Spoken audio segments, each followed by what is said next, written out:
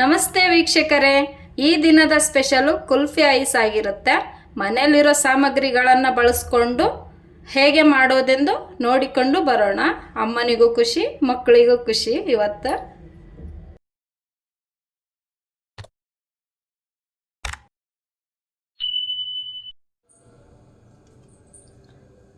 Kulfi ice cream ಮಾಡ್ಕೊಳ್ಳಿಕ್ಕೆ ನಾನು ಅರ್ಧ ಲೀಟ್ರ್ನಷ್ಟು ಹಾಲು ತೊಗೊಂಡಿದ್ದೀನಿ.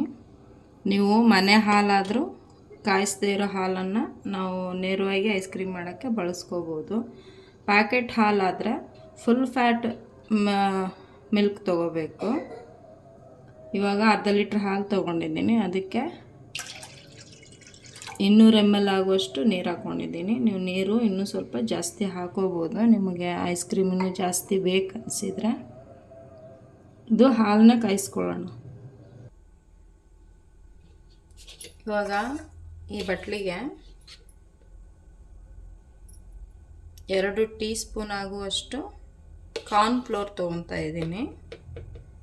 ಟೀ ಸ್ಪೂನಲ್ಲಿ ತುಂಬ ತಗೋರಿ. ಇವಾಗ ಇದಕ್ಕೆ ಕಾಯಿಸಿ ಆರಿಸಿರುವಂಥ ಹಾಲು ಹಾಕ್ಕೊಂಡು ಮಿಕ್ಸ್ ಮಾಡ್ಕೊತೀನಿ. ಈ ಜಾಗದಲ್ಲಿ ನೀವು ಕಸ್ಟರ್ಡ್ ಪೌಡರ್ ಇದ್ರೂ ಹಾಕೋಬೋದು. ಈ ಜಾಗದಲ್ಲಿ ಮನೆಯಲ್ಲಿರುವಂಥ ಪದಾರ್ಥಗಳಿಂದ ಮಾಡ್ತಾ ಇರೋದಕ್ಕಾಗಿ ನಾನು ಕಾರ್ನ್ಫ್ಲೋರ್ ಹಾಕ್ಕೊತಿದ್ದೀನಿ, ಕಸ್ಟರ್ಡ್ ಪೌಡ್ರ್ ಹಾಕಿಲ್ಲ. 1 ಗಂಟೆ ಇರಲಾರ್ದಂಗೆ ಮಿಕ್ಸ್ ಮಾಡ್ಕೊರಿ. ಹಾಲು ಕಾಯಿಸಿ ಆರಿಸಿರುವಂಥದ್ದನ್ನು ತಗೋಬೇಕು.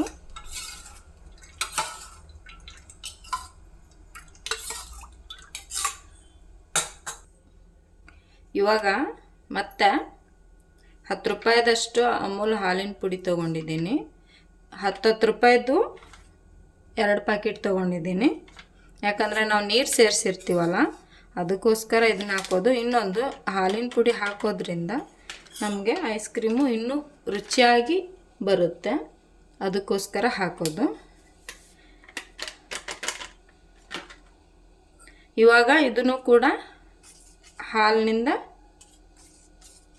ಕಲಿಸ್ಕೊಂಬಿಡೋಣ ನೀಟಾಗಿ, ಗಂಟು ಇರಲಾರ್ದಂಗೆ. ಈ ರೀತಿ ಮಾಡ್ಕೊಳ್ಳೋ ಉದ್ದೇಶ ಗಂಟು ಆಗಬಾರ್ದು ಅಂತೇಳಿ ಕಲಿಸ್ಕೊಳ್ಳೋದು.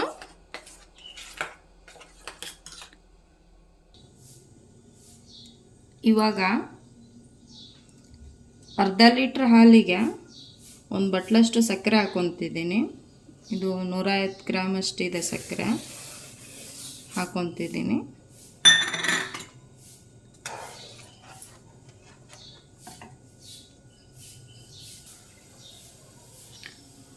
ನಾವು ಮಿಕ್ಸ್ ಮಾಡಿ ಇಟ್ಕೊಂಡಿದ್ವಲ್ಲ, ಇದು ಹಾಲಿನ ಪುಡಿ.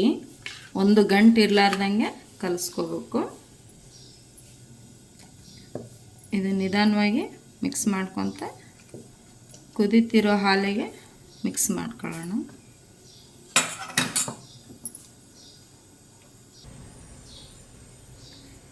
ಇವಾಗ ಹಾಲಿನ ಪುಡಿ ಹಾಲು ಎಲ್ಲ ನೀಟಾಗಿ ಕುದಿದ ಮೇಲೆ ನಾವು ಕಾರ್ನ್ಫ್ಲೋರ್ ಮಿಕ್ಸ್ ಮಾಡಿ ಇಟ್ಕೊಂಡಿದ್ವಲ್ಲ, 1 ಗಂಟೆ ಇರಲಾರ್ದಂಗೆ ಇದನ್ನು ಹಾಕ್ಕೊತೀನಿ.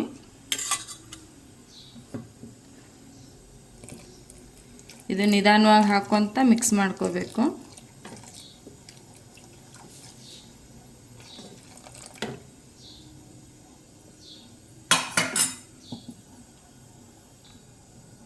ಕಾರ್ನ್ಫ್ಲೋರ್ ಹಾಕ್ಕೊಳ್ಳೋ ಉದ್ದೇಶ ಒಂದು ಕುಲ್ಫಿ ಸ್ಟ್ರಕ್ಚರ್ ಕೊಡುತ್ತೆ ಐಸ್ ಕ್ರೀಮಿಗೆ, ಅದಕ್ಕೋಸ್ಕರ ಹಾಕೋಬೇಕು. ಚೆನ್ನಾಗಿರುತ್ತೆ, ಅದು ಇಂಪಾರ್ಟೆಂಟ್. ಅದು ಕಾರ್ನ್ಫ್ಲೋರು. ಇದಕ್ಕೆ ಉರಿ ಜೋರಿರಬೇಕು ಸಣ್ಣ ಇರಬೇಕು ಅಂತ ಏನೂ ಇಲ್ಲ. ನೀವು ಈ ರೀತಿ ಮಿಕ್ಸ್ ಮಾಡ್ತಾ ಇದ್ದರೆ ಸಾಕಷ್ಟೇ. ಜೋರಲ್ಲೇ ಇದೆ ಉರಿ. ಇವಾಗ ನಿಮಗೆ ಇದು ಇನ್ನೂ ರುಚಿ ಕೊಡಬೇಕು ಅಂದರೆ ಗೋಡಂಬಿನ ಪೇಸ್ಟ್ ಮಾಡಿಕೊಂಡು ಹಾಕೋಬೋದು. ನನಗೆ ಇಷ್ಟೇ ಸಾಕು, ಗೋಡಂಬಿ ಪೇಸ್ಟ್ ಹಾಕಲ್ಲ ನಾನು. ಹಾಕೋಬೋದು, ರುಚಿ ಇನ್ನೂ ಜಾಸ್ತಿ ಆಗುತ್ತೆ. ಕಾರ್ನ್ಫ್ಲೋರ್ ಹಾಕಿರ್ತೀವಲ್ಲ, ಅದು ಹಾಲು ಗಟ್ಟಿಯಾಗ್ತಾ ಬರುತ್ತೆ. ಈ ರೀತಿ ಆದರೆ ಸಾಕು ನಮಗೆ.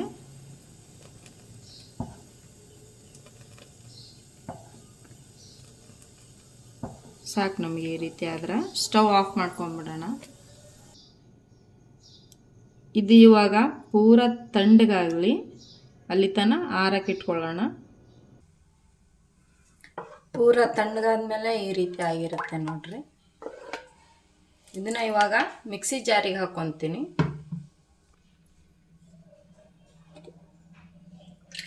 ನೀವು ಇವಾಗ ಏಲಕ್ಕಿನೂ ಕುಟ್ಟಿಬಿಟ್ಟು ಹಾಕೋಬೋದು ಇಷ್ಟ ಇದ್ದರೆ. ಮಿಕ್ಸಿ ಮಾಡ್ಕೊಂಡು ಬರೋಣ ಇದನ್ನು. ನಾನಿವಾಗ ಇದನ್ನು ರುಬ್ಬಿಟ್ಕೊಂಡಿರೋವಂಥದ್ದನ್ನು ಟೀ ಕಪ್ಪಿಗೆ ಹಾಕ್ಕೊತೀನಿ.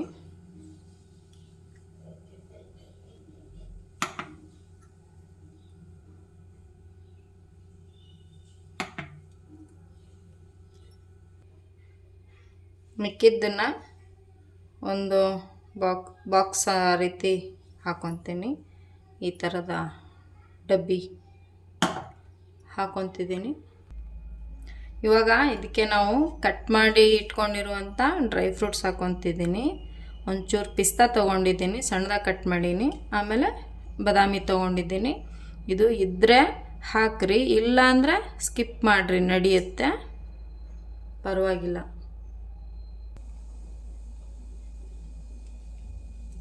ಎಲ್ಲದಕ್ಕೂ ಹಾಕ್ತೀನಿ ನಾನು. ಇವಾಗ ಇದನ್ನು ಪಿಸ್ತಾ ಎಲ್ಲ ಹಾಕ್ಕೊಂಡ್ಮೇಲೆ ಈ ರೀತಿ ಒಂದು ಪೇಪರ್ ತೊಗೊಂಡು ಅದನ್ನು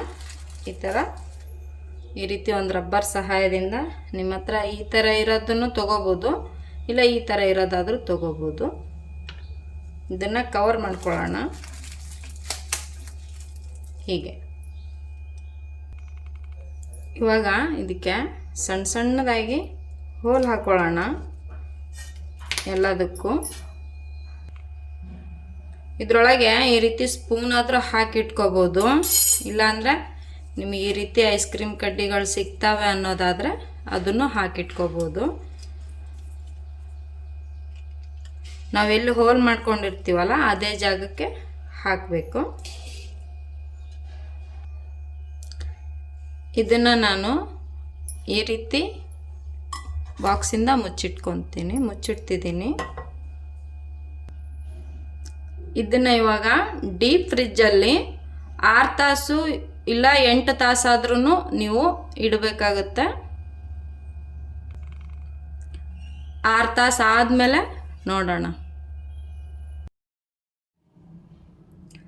ಇವಾಗ ರೆಡಿಯಾಗಿದ್ದಾವಿಲ್ಲ ನೋಡ್ತೀನಿ. ಅಂದರೆ 6 ತಾಸು 8 ತಾಸು ಈ ರೀತಿ ವ್ಯತ್ಯಾಸದೊಳಗೆ ಆಗ್ತಿರ್ತಾವೆ ಐಸ್ ಕ್ರೀಮು.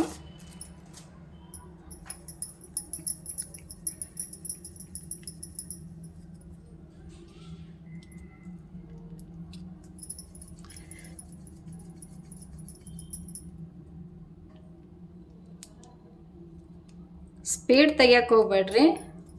ಸ್ವಲ್ಪ ಈ ರೀತಿ ಲೋಟಕ್ಕೆ ಸುತ್ತನೂ ಬೆಚ್ಚಗೆ ಮಾಡ್ಕೊರಿ ಕೈಯಿಂದ.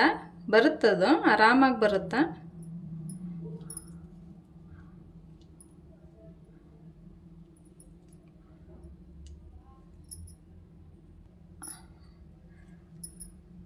ಕೈ ಭಾಳ ಥಂಡಿ ಆಗುತ್ತಲ್ಲ, ಅದಕ್ಕೆ ಇದು ಅನಿಸುತ್ತಾ ನೋಡಿ.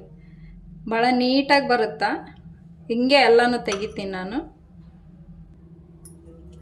ಎಲ್ಲ ತೆಗ್ದಿದ್ದೀನಿ. ಇದು ಒಂದು ತೆಗಿಬೇಕು ಇವಾಗ. ಇದನ್ನು ಸೇಮ್ ಹಾಗೇನೆ ತೆಗಿತೀನಿ.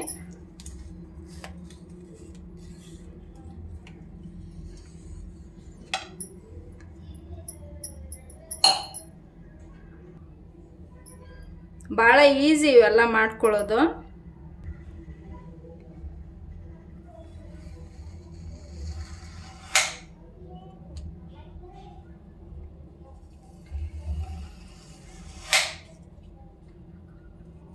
ಭಾಳ ಚೆನ್ನಾಗಿ ಬಂದಿದ್ದಾವೆ ಐಸ್ ಕ್ರೀಮು. ನೀವು ಕೂಡ ಟ್ರೈ ಮಾಡಿರಿ. ಈಸಿಯಾಗಿ ಮಾಡ್ಕೊಳ್ಳೋದು ಅಂದರೆ ಚೆನ್ನಾಗೇ ಇರ್ತಾವಲ್ಲ, ಹೊರಗಡೆ ತಂದು ತಿನ್ನೋದಕ್ಕಿಂತ ಈಸಿಯಾಗಿ ಮಾಡ್ಕೊಳ್ಳೋದು ಚೆನ್ನಾಗಿ. ರೆಡಿಯಾಗಿದ್ದಾವೆ ಐಸ್ ಕ್ರೀಮು. ನಾನು ಸ್ವಲ್ಪ ಬಾದಾಮಿ ಕಟ್ ಮಾಡಿ ಇಟ್ಕೊಂಡಿರೋಂಥ ಪುಡಿ ಉದುರಿಸ್ತಾ ಇದ್ದೀನಿ ಅಷ್ಟೇ. ಭಾಳ ಚೆನ್ನಾಗಿ ಬಂದಿದ್ದವು. ಹಾಗೂ ನನ್ನ ಚಾನಲ್ಗೆ ಸಬ್ಸ್ಕ್ರೈಬ್ ಆಗಿ. ಧನ್ಯವಾದಗಳು.